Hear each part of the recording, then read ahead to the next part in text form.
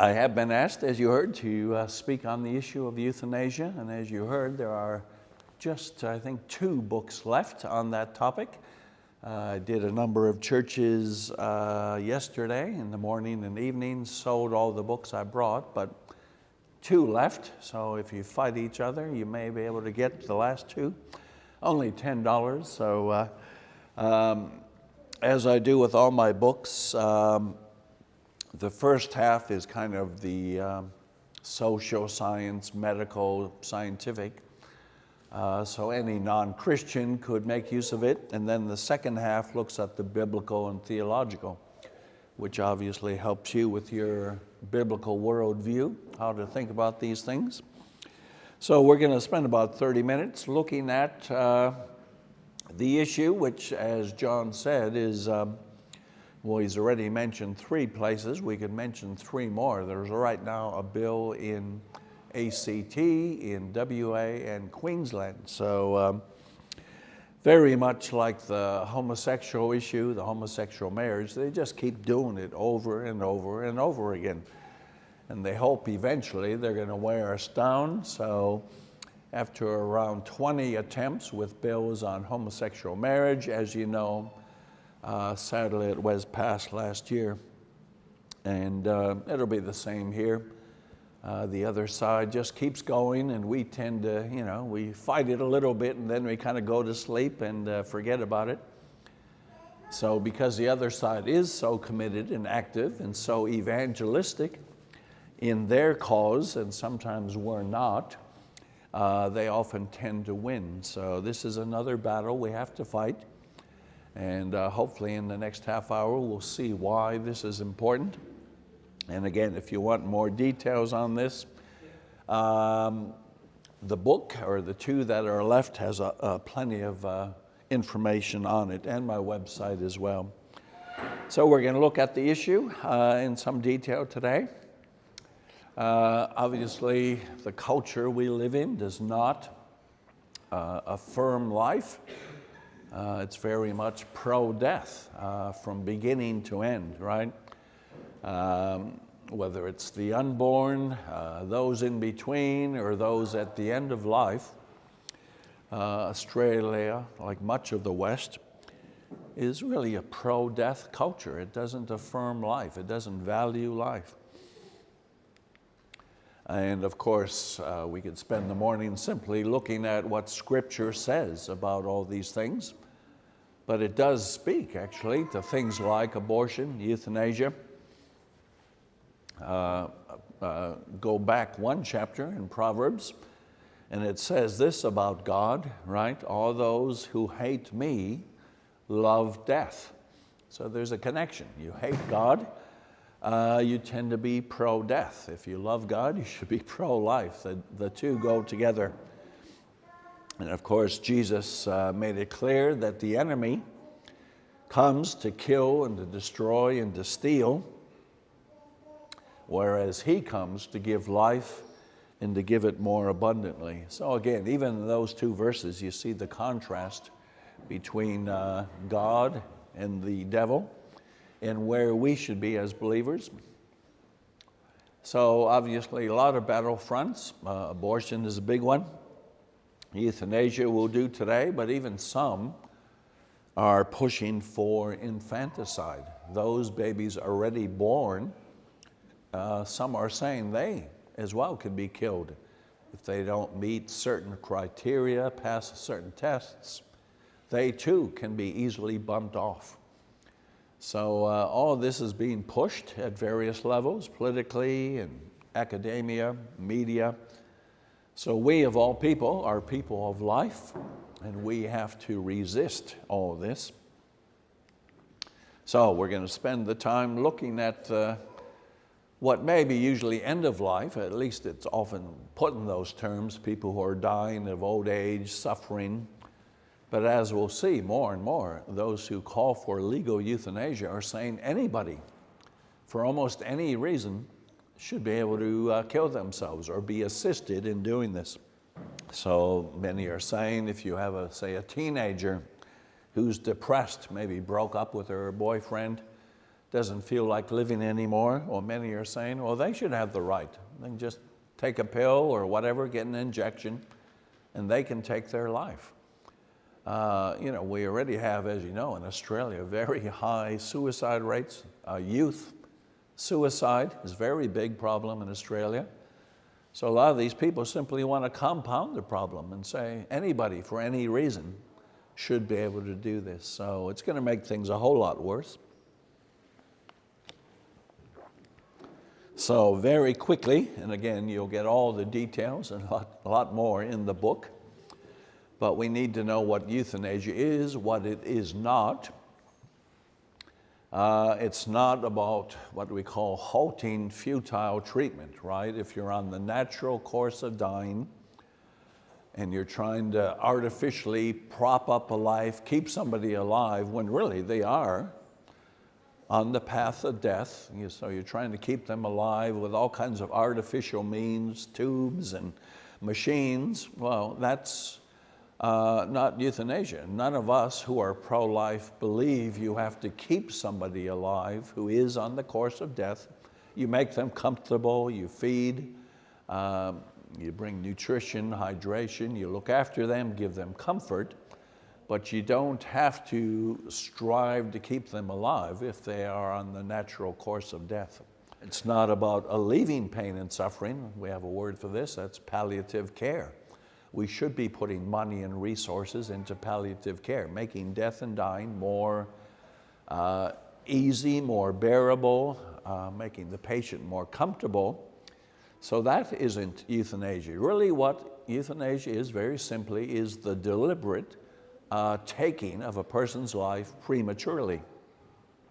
So it's the intentional cause of death, whether it's a lethal injection, you could hold a gun to somebody's head, right? You're trying to kill somebody before it's actually their time to go. So those of us who are opponents of euthanasia, we do not advocate artificial means to keep somebody alive against their will, right? But we do oppose measures to take deliberately somebody's life prematurely. So hopefully you can see the distinction there. If you need a bit more written clarity on this, as I say, 2 books left. One's already been sold, so we got 2 left. So this goes back for thousands of years. In fact, even before Christ, we have what's known as the Hippocratic Oath, right? Which used to be the basis of all Western medicine for hundreds, thousands of years. And the basic principle was always do no harm, right? What you're going to do with your patient is not harm them. So obviously killing them is not exactly helping them, that's harming them. So euthanasia, abortion were always seen as something a doctor should never do. Even these early pagan Greeks, going back to Hippocrates, said you do not commit abortion, you do not kill somebody at the end of life. So even non-Christians could have a sense of the importance, the sanctity of human life. So that's just a basic principle of medicine. At least up until recently, all medical schools, all ethical courses, preparing doctors and nurses would have taught, everybody would have taught the Hippocratic Oath. It would have been a normal, you would have learned that as a med student. Today, a lot of schools don't even bring it up. You wouldn't even know that's, most of human history, at least in the West, was based on these principles. So it's going to do a number of things, and I look at all this in my book in quite a bit of detail. But when we do legalize euthanasia, we get a lot of problems. Obviously, the whole doctor-patient relationship is quite weakened, right? You usually go to your doctor believing he's going to help you, protect you, look after you. But once you legalize euthanasia, which we've done in places like Holland and Belgium, American states, California, Oregon, and so on, well, we can learn from their experience. We know what's happening when they do legalize euthanasia. I used to live in Holland for 5 years. Holland was the first country to legalize euthanasia, followed by Belgium. And even while there, a lot of the elderly in Holland were very afraid. They didn't want to go see their doctor for the simple reason that a lot of these patients were being put to death against their will, right? They were not asking, please put me down. They just wanted to go in to get some care for some issue, and more were being killed against their will. So even then, a lot of Dutch people were going to other countries, Germany and elsewhere, because they didn't want to get bumped off against their will. And there's a lot of studies. I mean, I've got all the documentation in the 2 books left. A lot of studies, official Dutch government studies, have looked at the number of people being killed against their will. And the numbers keep going up in places like Holland. So if you're old, and I'm getting old, you know, you start getting scared. You don't want to see your doctor because you don't know if he's going to save you or if he's going to bump you off. And that's exactly what's happened in other places. So that's a real worry. The very person you turn to do no harm actually harms you or can harm you. Obviously, the most vulnerable will be put at risk, the elderly, obviously, but any number of cases, those who maybe don't have others to speak up on their behalf. As we know, simply all hospitals have a shortage of beds, of money. Most of your time and effort is spent at the last years of life. There's always cost-cutting measures and pressures, right? We need to free up some hospital beds. Here's this old lady, she's just kind of sitting there. You know, we need to move her along so we can free up the bed. It's costing too much money. So sadly, there's a lot of those kind of pressures, you know, not compassion, not concern, but simply we got to save money. In fact, in my book, I document there's a report put out by the Economic Planning Advisory Council here in Australia about 20 years ago. It looked at the whole issue of euthanasia, and it never talked about the need to be compassionate to help those suffering. It looked at money, saving money. And it actually said we should probably explore euthanasia in Australia because, well, we have limited health care funds. We got to save money somewhere. So this is probably the way to go. That was a government report. So we've got, I think I didn't skip anything. Nope. Well, it becomes a duty to kill. Whenever you legalize something, you create a right for it, right? We see it with the homosexual marriage. Now that there's a so-called right, the fake marriage, now everybody has to go along with that and make sure it happens.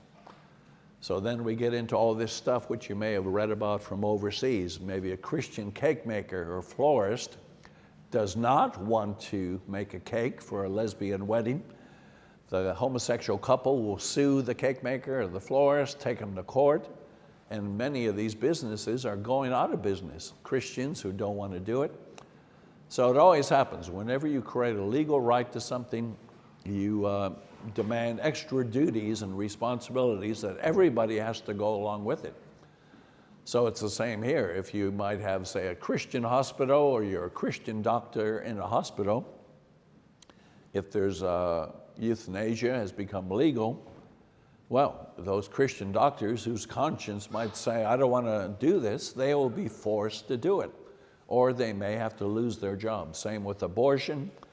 We've seen Christian doctors losing their license to even practice medicine because they didn't want to kill babies. So it's a scary thing. It certainly sends out the wrong message, right? Instead of giving life and care to the patient, all we do is really send out the message that some lives are not worth living. And instead of putting the money, the resources, and attention into important things like palliative care, you know, we ignore palliative care altogether. We just think about bumping people off, and that's about all they need. So often the other side will talk about, oh yeah, there'll be plenty of safeguards put into place. There'll be plenty of, protections, but it never happens. Every time we do have a law go through in a country or a state, there's a big slippery slope. The protections don't mean anything. All the so-called safeguards, they don't work, and pretty soon it's open slather. They might say it's only for the terminally ill, only for those on the last days of dying, but soon enough it's open to everybody. In Holland, you can have teenagers being killed by request, middle-aged people, young people, children. So the safeguards are never there. And the Dutch legislation had plenty of safeguards, the Belgian, the American states. But every time it goes through, very quickly, it's open slather. Andrew Denton is one Australian you might know of. He's been very keen on pushing euthanasia. He did a whole video series on it. Evidently, his dad died of a slow death, and so he's become very passionate pro-euthanasia advocate. So he'll repeat all these things as well. Well, a lot of safeguards, you don't have to worry, it's all good. But he's really kidding himself. He's even claimed to have gone to some of these other countries, but he didn't look very carefully if he did. So as we said, the countries probably first going down this path have been in Holland and Belgium and Luxembourg, the so-called Benelux countries. So again, if you just look at their experience a little bit more, you can see why it's a problem. As we said, Dutch government reports have come out. One famous one was the Remmelink report. And it actually said that despite all the safeguards, there was indeed a slippery slope. Pretty soon everybody was at risk of being killed. So one study found that 1,000 patients a year in Holland were being killed against their wishes, right? Plenty of individual cases. A lot of these I have in my book as well, if you want to get the details, all the full references. One gal, there was a 20-year-old sexual abuse victim who was euthanized. Simply, the doctors claim all the mental and emotional problems she had because of her abuse, it just couldn't be overcome. So the best thing was just to kill her. So, right, this was not a 90-year-old in great pain and suffering on the course of death. This was a young 20-something-year-old who was killed simply because the doctors said, oh, you're no hope, so we might as well get rid of you. Here was an alcoholic father, a 41-year-old. He had 2 children, but he said his alcoholism was making his life unbearable, and I even know there's people in this room, right, former alcoholics, people who have beaten the habit. But this guy, father, 2 kids, 41 years old, he said, oh, this is just too tough, this alcoholism. So he was killed in Holland. Again, nothing to do with end of life, nothing to do with unbearable physical suffering. Just people say, I don't want to live anymore, and so they were easily put to death.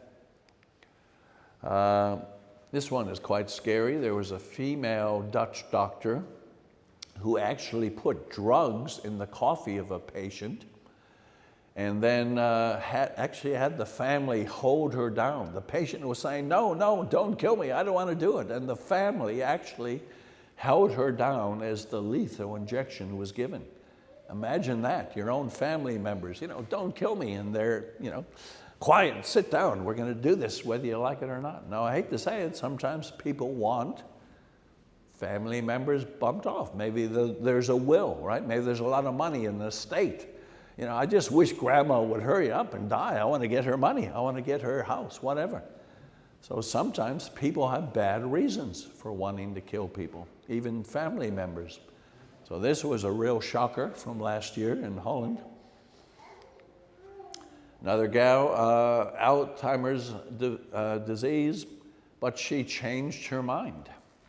She said, at first she said, I do want to be killed, but then she said, no, I think I've changed my mind. I want to live. But even though the patient fought it, the doctor said, sorry, you can't change your mind, too late, and she was killed as well. So this should be scary in some of you, especially if you're getting a bit old. This is Holland. But as we'll see, it's not much better in Australia. So another one from last year said a completed life bill, which says any person of 75 or over who wants to end their life can get euthanasia. Again, nothing about suffering, nothing about horrible conditions on the course of death, just anybody for any reason. In this case, anybody who turns 75. Belgium, looking at child euthanasia laws a couple of years ago. Since it was legalized 2002, all these conditions, a blind person, depression, right? A botched sex change operation, all these things have been reasons why people could be killed. As we said, they were even debating whether children under 18 could be killed if the children asked it, right? And against their own parents' permission. Killing of patients who have not asked to die, again, the same as in Holland. Thousands of elderly people in Belgium, around 60 deaths every year of a patient who, did not say they wanted to be killed, but the doctors did it anyways. Here was a 17-year-old, this was 2016, 17-year-old who didn't want to live anymore. He was killed. So again, you hear all this talk, oh, it's about old people who are suffering horribly. No, it's about anything, anytime, for anyone, for any reason. This is where it always leads to. Thousands of patients in Belgium, of which half have been reported. A lot of these things don't even get reported. You say, what happened to mom? What happened to grandma? Oh, well, you go in to visit them, the bed is empty, there's a new bed. What happened to grandma? Often the family isn't even told that a relative is bumped off. Now in America, some states have done this as well. Here was a 90-year-old who simply broke her wrist, right? Went into hospital to get her broken wrist treated. And the doctors there said, oh, you're a great candidate for euthanasia. You should be killed. No, I just want my wrist fixed. I don't want to be put down. And so that was in Vermont. And a lot of these stories, again, a lot of it documented in my books. Oregon, a new bill from last year, say we can starve a patient to death, right? Not give them food, drink. That's for what they claim anybody with a mental illness, just let them starve to death. Oregon, this one says retired cops and teachers need to die. This was a politician of all people saying, we need to get rid of some of these people. Why should we pay their pension the rest of their life? Let's just bump them off. Well, yeah, they would go first. They should go first. Bump off these politicians, that's right. If you think you're such a good idea, lead the way. You set the example, lady. Really. What, they never want to take their own advice. They think others should, but never themselves. Oregon again, doctor-assisted suicide, as one guy who used to be very pro-euthanasia, he said, it's been a disaster. It's been a slippery slope. People have been killed against their will. So even a lot of people who pushed it have been changing their mind. In the European Court of Human Rights, well, I wrote about this quite a bit on my website at the time. You might have remembered little Charlie Gard. He was dying in a hospital. His parents wanted to take him out of a hospital because some other hospitals, especially in America, wanted to offer treatment.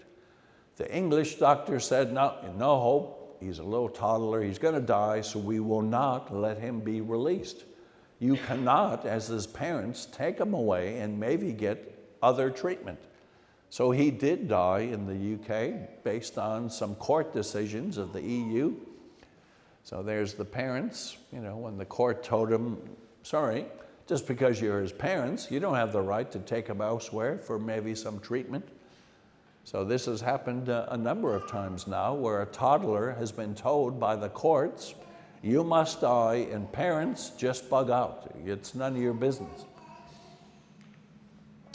There was a woman in Canada euthanized, didn't have a terminal illness, and Actually, it was, they're going to take this one to court because it was really a charge of murder. So they had to actually change some of the legal criteria in Canada so they could get away with this. But it really is murder in many ways. So you say, that's bad news. Good thing I live in Australia. Well, it's not all that good here, actually. South Australia, they did a survey, found that 49% of patients who have died did not actually ask to be killed. You know, it was against their will. Doctors killed them anyways. It wasn't by their choice. Over 1,000 Australian surgeons were surveyed, and a third of them said they admitted, we've helped to hasten the death of a patient, with or without their permission. And about half, in fact, died without a request. Another one in, well, University of Newcastle, that's getting close to your neck of the woods, right? 683 surgeons, about a third had sped up the death of an elderly patient, even if they may not have asked for it. So that's Sydney, come on, that's New South Wales. A woman who was, claimed she had brain death. They switched off her ventilator in the Australian hospital in the Northern Territory. She actually, she ended up waking up out of her coma 3 days later, right? They wanted her to die. They wanted her to just get out of the way, so they switched off the machines, but they shocked everybody. She woke up and she ended up being fine and lived.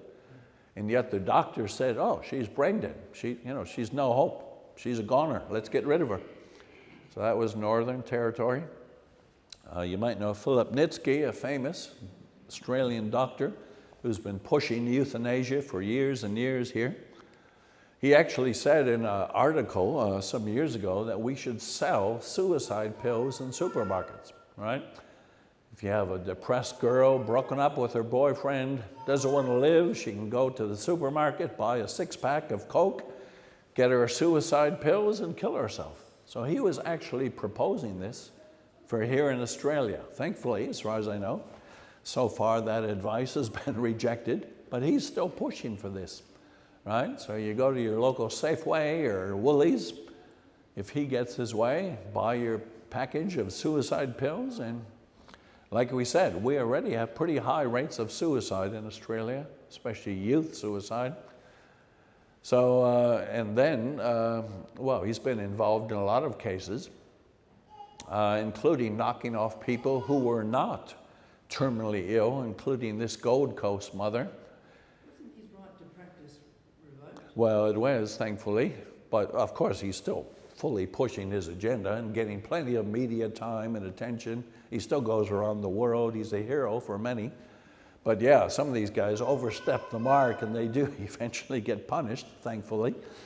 But, he's pushing this. This was, again, just last year. So we really should have a bit of a historical sense. We'll quickly speed this up. We're almost done. But obviously, the Nazis had a euthanasia program. They were doing the same thing for those that were undesirable. In fact, there's a very famous book, 1920, The Authorization of the Destruction of Life Not Worth Living. This was written by 2 doctors, and it really became a part of the platform of Hitler, right?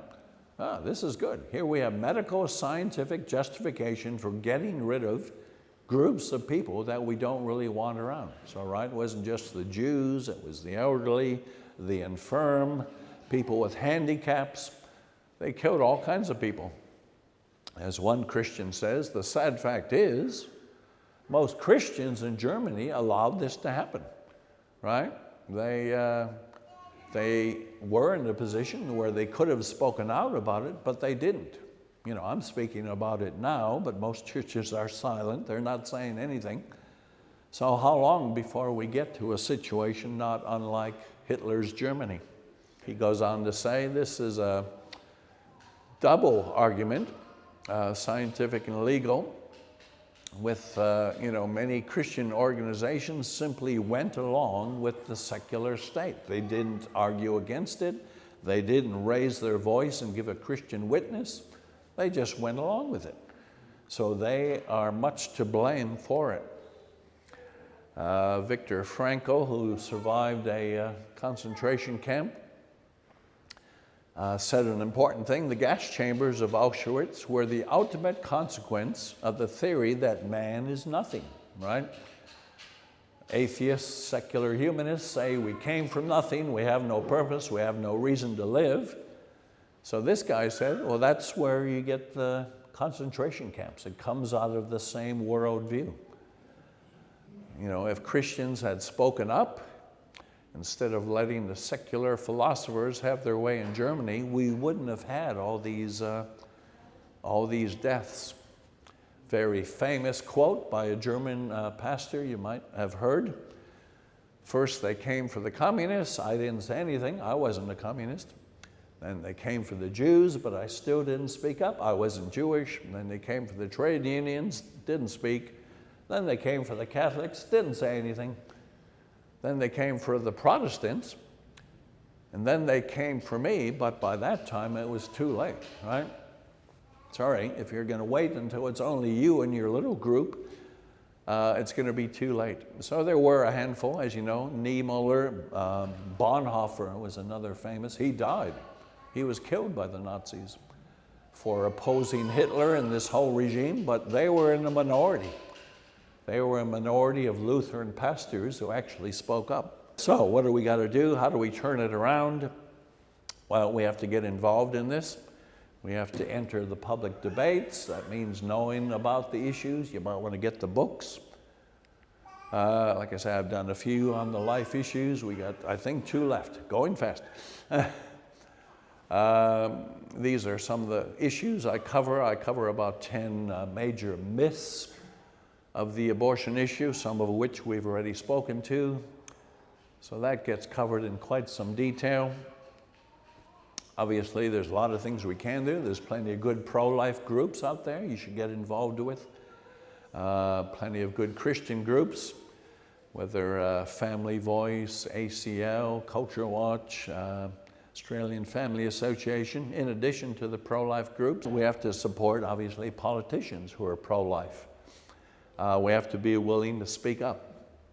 If you go back to America 150 years ago with the slavery issue, what one abolitionist said is probably relevant to what we can say here. He said, it's not the light that is needed, it's fire. Not the gentle shower, but thunder. We need the storm, the earthquake.